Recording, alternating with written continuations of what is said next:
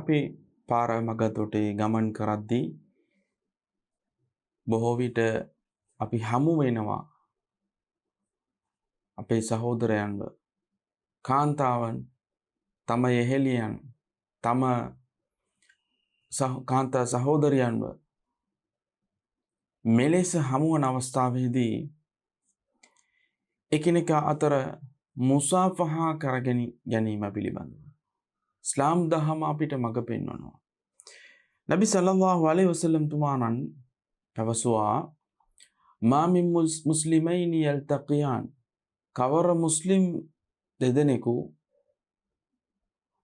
ඔවුන් එකිනෙකා අතර හමු වෙන අවස්ථාවේදී ෆයතසාෆහාන්, මුසාෆහා කරගන්නේද, අතට අත දීලා මුසාෆහා කරගන්නේද, ඉල්ලා ගුෆිර ලහුමා क़බ්ල අන් යතෆර්රක, ඔවුන් දෙදෙනා වෙන්ව යාමට මත්තෙන් ඔවුන්ගේ පව් වලට සමාව අල්ලාහ් ලබා දෙන බවට.